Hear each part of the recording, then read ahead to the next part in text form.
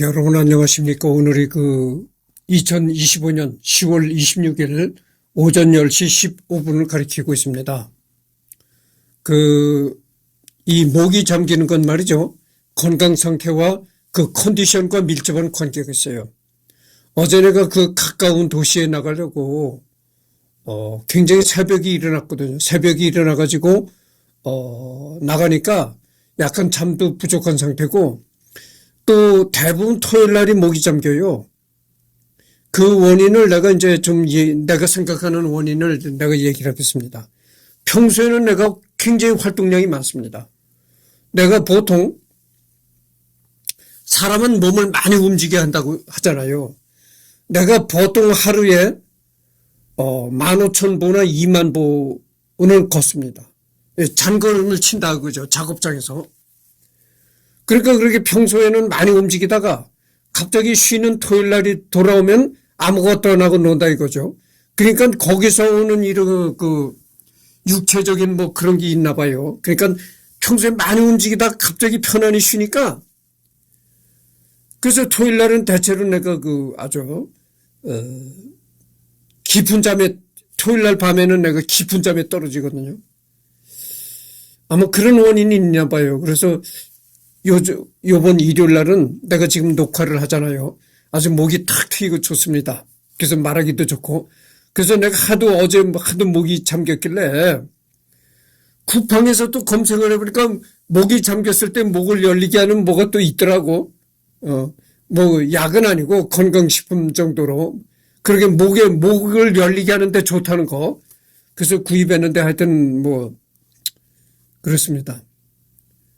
그래서 오늘은 목이 트이고, 그래서 녹화하기 좋다 이런 말씀을 드리고, 그래서 유클리드, 이 사람이 이제 고대 그리스 수학자인데, 전번 시간에도 내가 얘기했지만 이 사람이 이제 도형 수학을 연구한 그런 수학자입니다. 평면 기하학. 이제 도형 수학을 기하학이라고 하죠. 에우클리데스. 이거는 이제 이렇게 생겼다. 어떻게 생겼는지는 모르죠. 여러분들 기원전 시대에 뭘 알겠습니까? 우리나라 전번 시간에 내가 단군 할아버지를 얘기를 했잖아요. 단군 할아버지가 바로 예수가 태어나기 2330년 전에 있었던, 그러니까 기원전 사람이죠. 단군 할아버지가 기원전 사람이다 그죠. 그렇듯이 유클리드도 예수가 태어나기 전에 기원전 사람입니다. 그러니까 기원전 까마득한 옛날에 어떻게 생겼는지는 전혀 모르는 거고, 상상도죠. 이랬을 것이다 하는 상상도를 그린 거죠. 안토니오 치프론디가 그린 유클리드, 알렉산드리아의 유클리드. 출생은 기원전 4세기 중반입니다. 기원전 3세기 중반. 그러니까 예수가 태어나기 훨씬 전에 사람이었다. 역시 이 사람도 까마득한 옛날 사람이었다 이거죠. 이 사람도 이제 고대 그리스 사람이고 수학자. 고대 그리스 수학자 본명은 에우클레이데스. 고전 그리스어보다 영어 발음 표기인 유클리드로 알려져 있다. 그러니까 이거는 고대 그리스어로는 에우클레이데스라는 이름을 가졌다 이겁니다. 그리고 우리가 흔히 말하는 유클리드라는 이름은 이제 영어 발음으로 얘기할 때 유클리드다 이렇게 발음한다는 거죠. 고대 그리스어로는 에우클레이데스라고 발음을 한다는 겁니다. 생애. 그리스령 식민지 알렉산드리아에서 출생한 것으로 추정된다. 그의 혈통이 그리스계인지 이집트계인지는 알려져 있지 않았다. 하여튼 이 사람이 고대 그리스에서 태어난 것만은 확실한데, 그러나 이 사람이 혈통이 그리스인 혈통을 가졌는지 아니면 이집트계 혈통을 가졌는지는 확실하지 않다 이런 얘기입니다. 그리스에서 또 얼마 멀지 않은 곳에 이집트라는 나라가 있잖아요. 여러분들 이집트의 피라미드가 유명하잖아요. 기하학에는 왕도가 없다라는 말을 남긴 사람으로 유명하다. 이 시절의 기하학은 우리나라의 수학과 같은 말로 사용되었으므로 수학에는 왕도가 없다는 말보다 같다. 사연은 다음과 같다.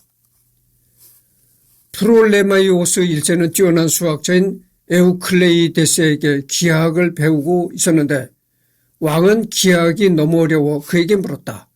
기하학을 쉽게 배울 수 있는 방법이 없겠소? 그러자 에우클레이데스는 왕이시여 길에는 왕께서 다니시도록 만들어 놓은 왕도가 있지만 기하학에는 왕도가 없습니다. 라고 대답했다. 이 격언은 워낙 오래된 말이라서 출처를 정확하게 밝히는 것은 사실상 불가능하다고 한다. 그러나 대부분의 학자는 에우클레이데스 본인이 당시 이집트의 왕이었던 프토레마이오스에게 말했던 것으로 여기고 있다. 프톨레마이오스에게 말했던 것으로 여기고 있다. 메나이 그 모수는 아리스토텔레스가 알렉산드로스 3세에게 했다고도 한다. 이 아리스토텔레스도 이제 이 사람도 고대 그리스 사람이죠. 이 사람도 수학자 겸 철학자이기도 했다. 이런 것이죠. 그래서 이제 전번 시간에도 내가 얘기했지만, 현대에 와서는, 오늘날에 와서는 수학과 철학은 완전히 그 종류가 다른 학문입니다. 카테고리가 완전히 다른 학문이라고 취급하는데, 고대 그리스 시대는 그렇지 않았어요. 고대 그리스 시대에는 수학자가 철학자이기도 했다. 그겁니다. 그러니까 고대 그리스 시대는 수학과 철학을 같은 카테고리로 이제 그렇게 생각했었나 보죠. 또 다른 제자 한 명도 이렇게 딱딱한 정리들을 배워서 무엇을 얻을 수 있습니까? 라고 질문한 적이 있는데 노예 한 명을 불러서 이렇게 말했다고 한다. 저자에게 동전 한 잎을 던져 주어라. 저놈은 자신이 배운 것으로부터 반드시 본전을 찾으려는 놈이다. 이게 참 중요한 얘기라고 는 생각이 듭니다. 학교를 공부를 가르치면은 본전을 뽑아야 된다. 이렇게 생각하는 사람들이 한국에도 많아요. 그것이 이제 주로 어떤 계층에서 그런 생각을 하냐면은 이 가난하게 사는 하층 계급에서 이제 그런 주로 생각을 하는 겁니다. 그래서 부모들이 고생해서 자식을 키워놓으니까 자식이 어디 취업도 못하고 고작 한다는 게 이제 공장에 나가서 생산직을 하더라. 그러면은 가르친 보람이 없다. 이렇게 해가지고 가르친 보람이 없다는 거죠. 공부를 가르치면 당연히 출세를 하고, 출세를 해서 높은 높은 직책을 받고 돈을 많이 벌고 이래야 되는데, 투자한 교육비에 비해서 얻어내는 게 없다 이런 얘기죠. 그래서 이제 가르친 보람이 없다 이런 얘기를 하는데, 전번 시간에도 이와 비슷한 얘기를 했지만 공부를 했으면 그 공부에 합당한 돈벌이와 직결이 돼야 된다 이런 얘기죠. 근데 공부는 했어도 돈벌이와 직결이 안 되더라. 그러니까 그게 쓰잘데없는 얘기다. 그럴까요? 진짜 쓸데없는 짓일까요? 내가 전번에도 얘기를 했잖아요. 파이, 루트, 미분, 적분, 방정식 이런 수학이 도대체 일상생활에서는 아무 써먹을 데가 없는 겁니다. 그렇잖아요. 아니 일상생활에서 누가 파이를 계산하고 제곱근을 계산하고 방정식을 계산하고 미분, 적분을 계산하겠어요. 그렇잖아요. 일상생활에서는 그냥 1 더하기 1은 2이다. 그 정도만 생각하면 되는 겁니다. 그저 99단위나 일 줄 알고 99, 81, 38, 24 그 정도만 외우면 끝이다 이거예요. 아니 도대체 일상생활에서 그놈의 파이가 어떻고 제곱근이 어떻고 미분, 적분이 어떻고 증명이 어떻고 그놈의 그런 노릇을 현실에서 써먹을 일이 없다. 그러나 그런 수학 때문에 현실에서 써먹을 수 없는 그런 수학 때문에 오늘날 이런 과학이 왔다고 내가 얘기를 했잖아요. 그래서 교육이란 건 말이죠. 당장 돈벌이와 연결시킨다는 건 크나큰 잘못입니다. 그렇잖아요. 이승열이 보십시오. 내가 당장 공장에 나가서 생산직을 해서 먹고 사는 사람이긴 하지만 내가 교육을 받았기 때문에 이렇게 내 시야가 넓어진 거예요. 내가 생각의 범위가 넓어졌다. 내 교육을 안 받았어 봐요. 유클리드라는 사람이 어떤 사람인지도 내가 알겠어요? 모르지. 응? 내가 유클리드라는 사람을 내가 처음 알게 된 게 고등학교 수학 시간에 내가 유클리드를 알게 됐어요. 고등학교 수학 시간이 기하 수학을 배웁니다. 중학교 때까지는 이 기하 수학에 관해서 배우질 않아요. 고등학교에 올라가서 고등학교 수학 과정에서 기하 수학이 나온다. 기하 수학을 배우게 된다 이거죠. 그때 유클리드라는 사람을 내가 알았어요. 그래서 내가 이렇게 공부를 했기 때문에 시야가 넓어진 겁니다. 전 세계 유명한 학자들도 알게 되고 이렇게 된 겁니다.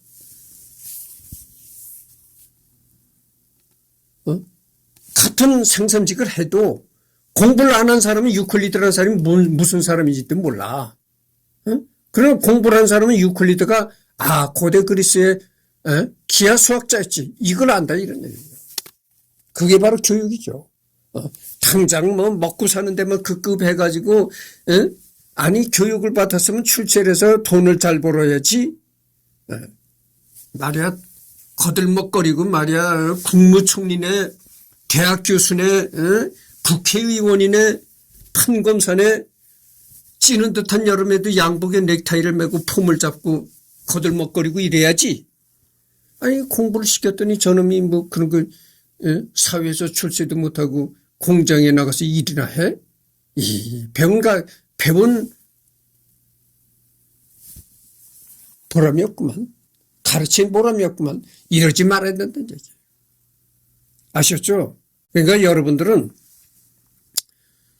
그 교육이라는 것이 꼭 이렇게 돈벌이와 직결시키고 출세와 직결시키고 그러지 말아야 된다 이런 얘기예요. 예전에는 유클리드를 지금 하는 시간인데 자꾸 얘기가 길어지는데 예전에는 교육을 받으면 거의 출세길로 나가게 됐어요. 배운 사람이 워낙 적기 때문에. 그러나 요즘에 교육이라는 건 교육을 받았다고 출세길로 나가는 게 아니잖아요. 주요한 업적은 기하학계에서 가장 유명한 저서인 원론을 남긴 점이다. 그 외에도 반사, 광학과 카논의 구분 등의 단편적으로 남아있는 논구들이 있다. 알렉산드리아에서 기원전 265년경 사망한 것으로 추정된다.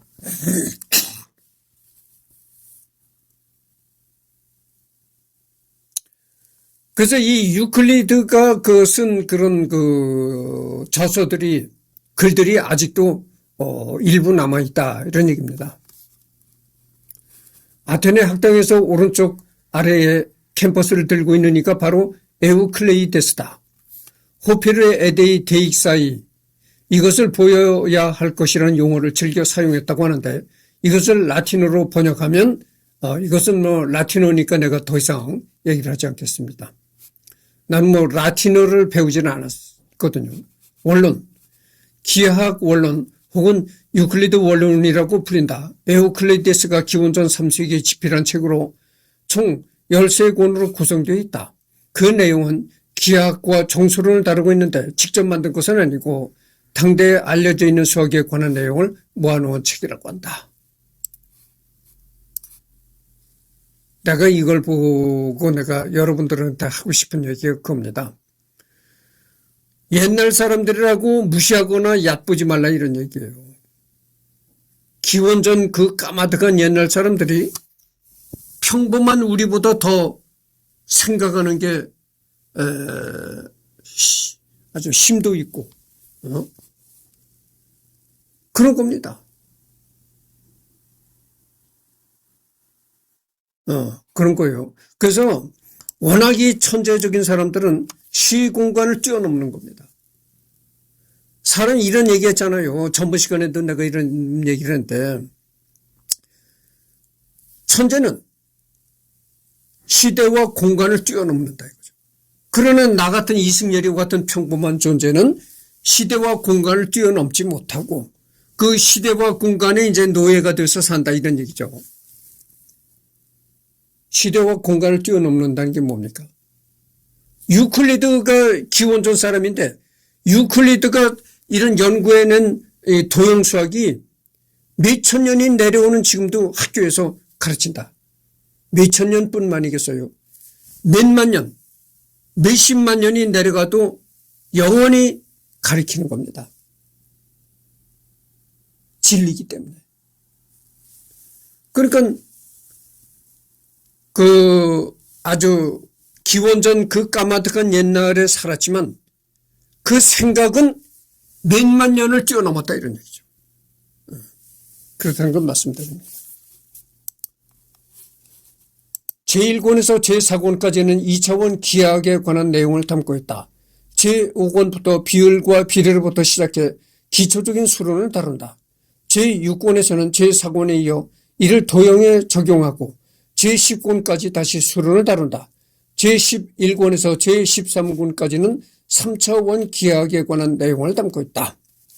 19세기 말까지 약 2000년 넘게 수학, 특히 기하학의 주 교과서를 쓰였다. 19세기 말부터는 비유클리드 기하학이 태동하면서 기하학의 영역은 유클리드 기하학을 포함한 형태로 더욱 확장되게 된다. 이 유클리드 기하학이 내가 전번 시간에 이 보이적 호에 관해서 얘기를 했잖아요.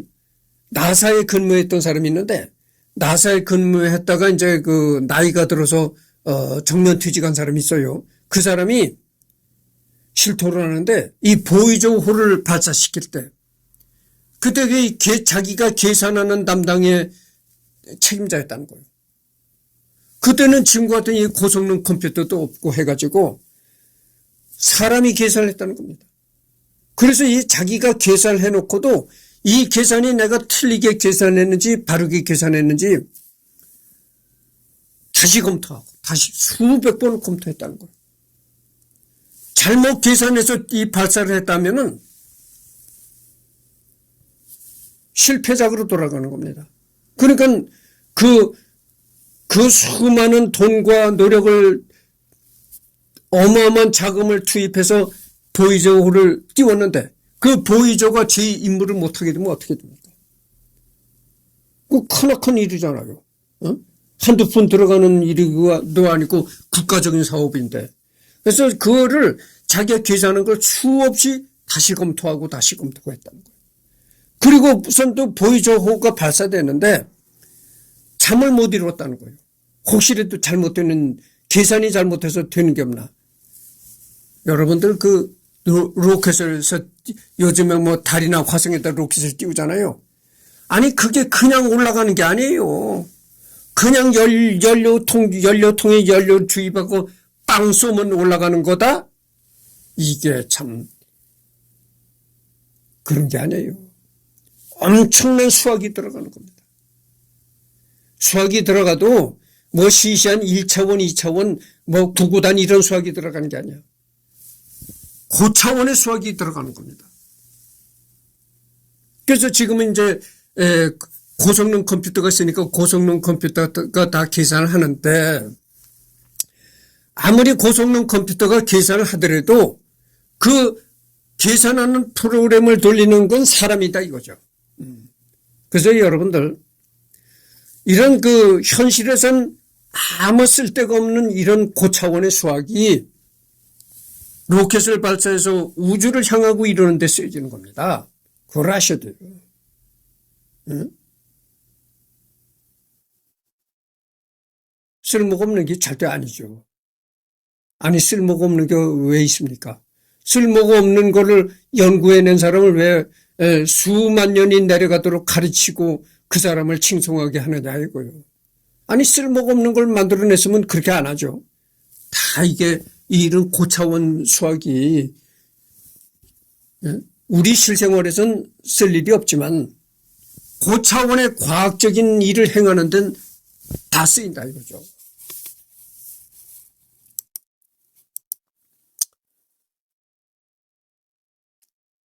그래서 주로 이제 자꾸 내가 얘기를 하는데 주로 이제 저소득층 하층민들이 그런 얘기를 합니다.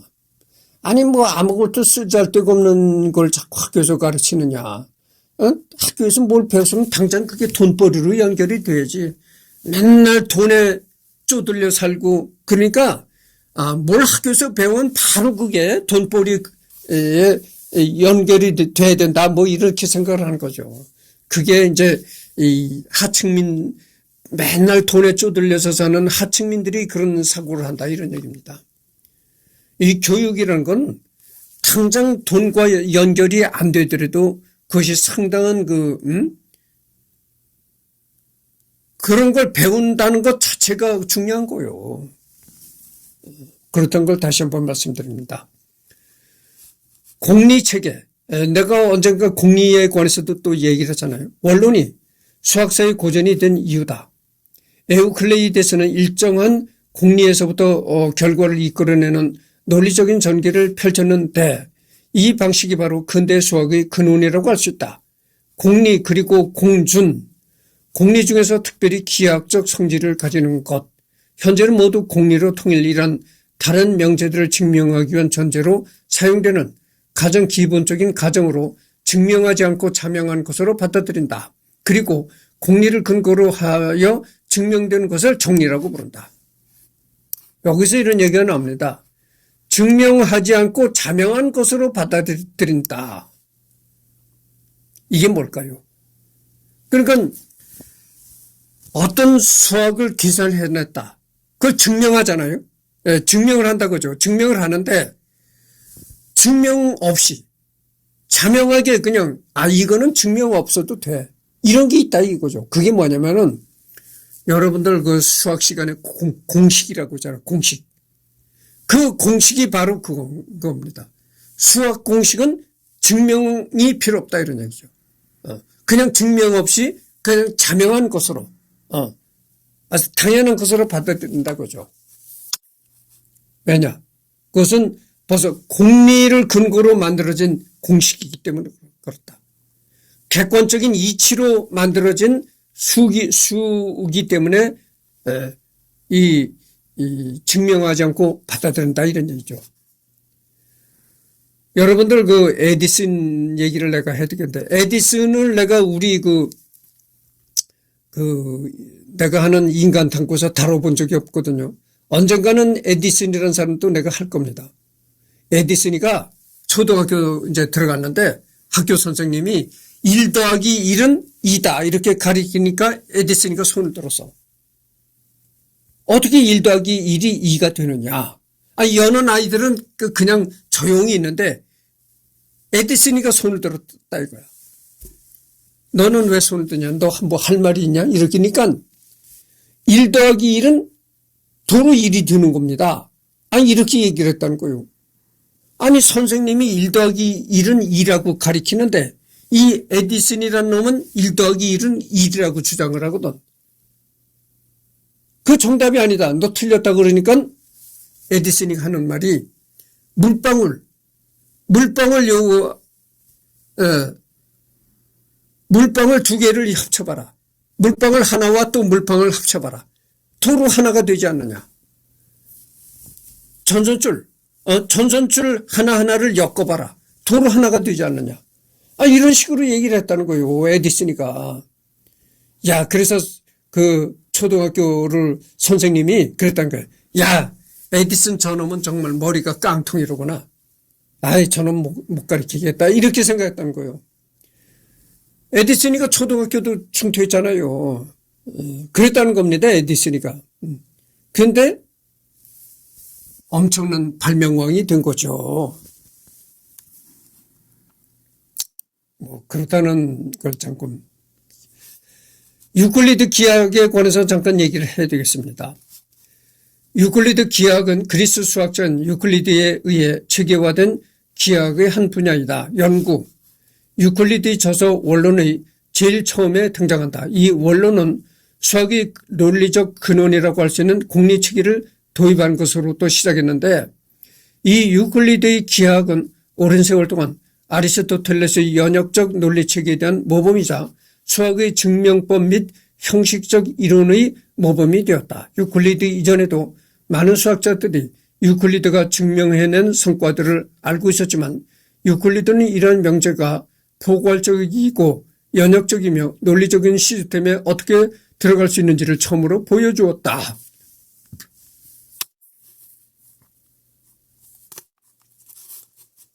범위 유클리드 기하학은 좌표를 사용하지 않고 공리에서 명제로 논리적으로 진행된다는 점에서 순수 기하학, 공리 기하학, 논증 기하학, 종합 기하학 등으로 불리기도 하며 유클리드 기하학, 합성 기하학, 논증 기하학 등은 의미나 범위에서 약간의 차이를 두는 경우도 있지만 대체로 같은 의미로 혼용되어 사용되는 경우가 많다. 좌표를 사용하는 해석 기하학과 대조적이다. 그러니까 여러분들 기하학에도 우리가 흔히 기하학 하는데 기하학에도 여러 가지를 세분시킬 수가 있다 이런 얘기입니다. 이 얘기가 이제 그런 얘기인데 유클리드 기하학, 그 다음에 합성 기하학, 논증 기하학 뭐 이렇게 세분화 세밀하게 나눌 수가 있다 이런 얘기입니다. 그래서 좌표라는 얘기가 나오는데 이 좌표라는 게 뭐냐면 그겁니다. 이 가로측과 세로측, 가로측과 세로측에 이 선을 그려서 위치를 표현하는 거 이게 좌표입니다. 이제 내가 미분적분에 관해서 잠깐 얘기를 했잖아요. 이 미분적분 수학을 배울 때 이 좌표 이제 좌표 얘기가 나오거든요. 그러니까 뭐 X축, Y축 뭐 이런 얘기가 나오고 그렇습니다. 그래서 이 미분적분 이런 것도 상당히 여러분들 상당한 고차원의 수학입니다. 여러분들 고졸이라고 고등학교를 우습게 여기죠. 지금 우리나라는 뭐 박사학위 정도 소재하고 있어야 배웠다, 인텔이다 이러지 고졸이라고 하면 저거는 무식한 놈 이런단 말이죠. 그런데 그럴까요? 그렇지 않아요. 이 고등학교에서 배우는 수학, 대학에 가서 수학을 전공한 그런 게 아니라 하더라도 고등학교 정도에서만 배우는 수학도 이게 상당한 수학입니다. 여러분들 미분적분이라는 수학이 고등학교 과정에서 가르치는 수학이에요. 미분적분 수학이 그렇게 저차원의 수학이 아닌 거죠. 그리고 여러분들 고등학교 영어 시간에 영어를 가르치잖아요. 고등학교 교과서에 나오는 이 영문이 미국의 워싱턴 타임즈, 뉴욕 타임즈의 이런 신문에 소개되는 영문보다 더 고차원적인 영문이 고등학교 교과서에 나오는 겁니다. 고등학교 교과서의 영문을 고등학교 영어 교과서의 영문을 제대로 독해를 한다면은 고등학교 교과서에 나오는 영문을 제대로 독해하는 능력을 가졌다고 하면 워싱턴 포스트, 뉴욕 타임즈 영문 신문도 능히 독해를 할 수가 있다는 얘기예요. 응? 그렇잖아요. 그런 겁니다. 그러니까 대학이라는 거는 뭐냐? 체면을 세우기 위해서 일종의 간다 이거죠. 남들이 다 가니까 나도 대학 딱지는 붙여야지. 어디가 다 이력서 한 장을 쓰더라도 어느 대학을 나왔다. 뭐 먹구 대학을 나왔더라도 어쨌든 간에 대학을 나왔다고 딱 써야 체면 유지가 되고 그래서 하는 것뿐이지 이 고등학교 과정만 해도 상당한 수준의 레벨의 이 얘기들이 교과서에 수록이 된다 이거예요. 내가 거기서 깜짝 놀랐어요. 고등학교 영어 교과서에 나오는 영문이 미국의 워싱턴 포스트, 뉴욕 타임즈 이런 영문 신문에 나오는 영문보다 더 수준이 높은 문장이 나온다는 거예요. 그러니까 어떻게 됐어요? 고등학교 영어 교과서에 나오는 영문을 잘 독해하는 능력을 가졌다면 워싱턴 포스트, 워싱턴 타임즈, 뉴욕 타임즈 이런 신문도 원활히 독해를 할 수 있다는 얘기가 되는 겁니다. 구슬할 유클리드 공간에서 성립하는 성질들을 연구하는 것을 말하기도 한다. 이때는 해석 기하학도 유클리드 기하학에 포함된다. 현대 수학에선 기하학 전용 공리를 만들어서 내용을 전개하는 논증 기하학적 접근보다는 실수의 성질에서 유도되는 해석 기하학적 접근을 사용하므로 오히려 해석 기하학이 더 의미에 가깝다고 할 수 있다. 유클리드 기하학이 적용되는 위상 공간을 유클리드 공간이라고 한다. 데카르트 공간이라고 하는데 여기서 이 데카르트가 또 나옵니다. 이 데카르트도 내가 언젠가는 할 거예요. 이 데카르트가 이제 데카르트도 수학자예요. 수학자임과 동시에 철학자이기도 했다. 데카르트가 한 말이 뭡니까? 고로 나는 존재한다. 그러므로 나는 존재한다. 이런 이제 말을 한 사람으로 또 유명하죠. 좌표계를 발명한 르네 데카르트의 이름을 땄다. 유클리드 공간에 비해 잘 쓰이지 않으며 용례도 유클리드 공간에 직교 좌표계를 도입했다는 것을 강조하는 정도이다. 이를 무한 차원으로 확장한 것이 힐베르트 공간이며 함수 해석학에서는 반응 공간이라는 이름으로도 일반화시켜 다룬다. 함수 해석학. 함수 해석학은 해석학의 세부 분야로 함수 공간과 작용수의 위상적 대수적 성질을 다룬다. 미분 방정식, 불의 해석, 양자 역학 등의 연구가 심화됨에 따라 함수 공간과 그 위 작용수의 성질을 논의하는 과정에서 발전했으며 오늘날 수학의 여러 분야에서 응용될 뿐만 아니라 물리학, 통계학, 금융공학, 인공지능 등 다양한 수학의 분야에서 활용된다. 보세요. 이 수학이 물리학, 통계학, 금융공학, 인공지능 다양한 분야에서 수학이 활용된다 이런 얘기입니다. 전부 시간에 내가 뭐라 그랬습니까? 수학이 인류 문명을 이끌었다. 수학이 있음으로써 인류 문명이 발전이 된 겁니다. 그리고 현재도 그래요. 현재도 수학이 없으면은 보십시오. 물리학, 통계학, 금융공학, 인공지능 이런 게 다 수포로 들어간다. 이런 게 다 수학을 기반으로 생기는 학문들입니다. 여러분 물리학자라면은 물리를 연구하는 학자잖아요. 네, 물리학자가 수학을 얼마나 잘하는 줄 아십니까? 수학을 못하면 물리를 할 수가 없는 거예요. 수학을 못하면 저 우주에다 로켓을 띄울 수가 없는 거예요. 수학을 못하면 지금 양자역학 뭐 이런 얘기가 나오잖아요. 이 양자역학이라는 게 최신의 학문이잖아요. 할 수가 없는 거예요. 인공지능 AI? 수학이 없으면 인공지능도 발전시킬 수가 없는 거예요. 이런 겁니다. 수학이라는 것이. 그런데 아니 현실 생활에서 아무것도 쓸모없다고 쓰잘데없는 거다. 그렇게 말해서는 안 된다는 거죠. 그렇게 말해서는 안 된다는 거예요. 세계를 주름 잡는 이 과학이 수학 없이는 이루어지지 않는다는 거야. 그러니까 그런 학교에서 가르치는 게 쓰잘데없는 짓거리다 뭐 이런 그 무식한 소리 하지 좀 마십시오. 내가 이런 사람뿐이 안 돼. 이런 자랑뿐이 할 게 없는 거야. 이런 자랑뿐이 안 되는 거야. 그런 얘기 해봐야. 아니 자랑할 게 없어서 무식한 걸 자랑을 합니까? 우리 그 조상들, 우리 그 조선시대부터 우리 조상들은요, 무식하다는 걸 최고의 수치로 알고 살았어요. 우리 그 조선시대 양반들도 그랬어요. 무식하다는 걸 최고의 수치고,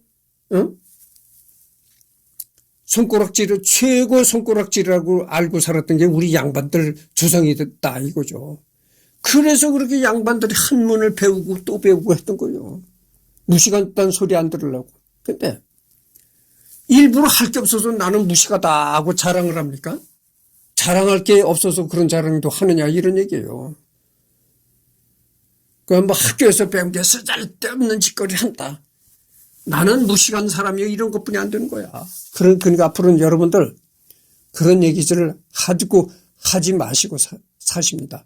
아니 뭐 집에 돈이 없어서 정이나 가난해서 자식을 못 가리키면은 그건 어쩔 도리가 없어. 그거는 뭐 형편이 그러니까 어쩔 도리가 없고 현실이 그러니까 어쩔 도리가 없지만 그렇다 해서 그렇게 학교에서 가르치는 게 쓰잘데없는 짓거리니 뭐 이런 얘기는 하지 말라 이거야.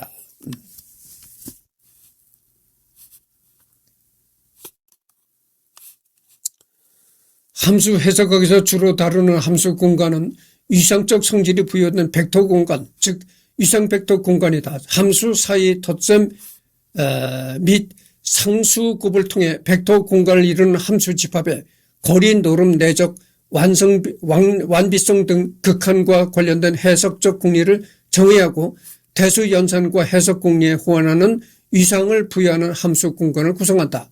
기초 선형 대수학에서 다루는 유한 차원 벡터 공간과 달리 함수 해석학에서는 주로 무한 차원 함수 공간을 다루며 그 기수는 가산 또는 비가산일 수 있다. 벡터 공간.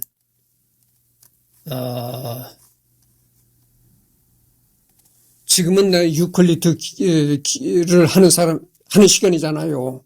이렇게 자꾸 곁가지에 들어가다 보면 한이 없어서 잠깐만 읽고 본래의 길로 돌아가도록 하겠습니다.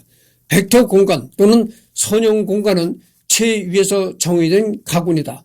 책에 따라서는 나눗셈 환위의 가군이라고도 한다. 그럴 만한 것이 스칼라곱 조건에 스칼라 길이 교환 법칙이 기술되지 않기 때문 애초에 최의 정의 자체가 한마디로 가환 나눗셈 환이기도 한다. 이런 얘기들은 그 수학에 어느 정도 전문적인 지식이 있어야 이해가 갈 수 있는 얘기입니다. 최F에 대해 집합 V가 최F의 벡터 공간이라 하면 V 위에 벡터 덧셈과 스칼라 곱이라는 두 연산이 정의되고 있고 이들이 다음 조건들을 만족한다는 뜻이다. 여기서 F의 원소는 스칼라, V의 원소는 벡터라 부른다. 더 깊이 들어가지 않도록 하겠습니다.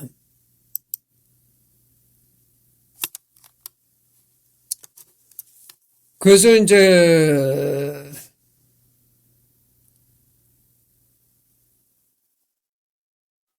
구술할 유클리드 공간에서 성립하는 성질들을 연구하는 것을 말하기도 한다. 이때는 해석 기하학도 유클리드 기하학에 포함된다. 현대 수학에선 기하학 전용 공리를 만들어서 내용을 전개하는 논증 기하학적 접근보다는 실수의 성질에서 유도되는 해석 기하학적 접근을 사용하므로 오히려 해석 기하학이 더 의미에 가깝다고 할 수 있다. 유클리드 기하학이 적용되는 위상 공간을 유클리드 공간이라고도 한다. 데카르트 공간이라고도 하는데 좌표기를 발명한 르네 데카르트의 이름을 땄다. 유클리드 공간에 비해 잘 쓰이지 않으며 용례도 유클리드 공간에 직교 좌표기를 도입했다는 것을 강조하는 정도이다.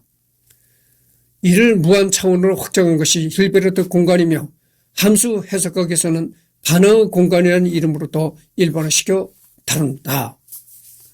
23개의 정의. 원론에는 23개의 정의가 등장하는데 다음과 같다. 그러니까 도형에는 23개의 정의가 있다는 겁니다.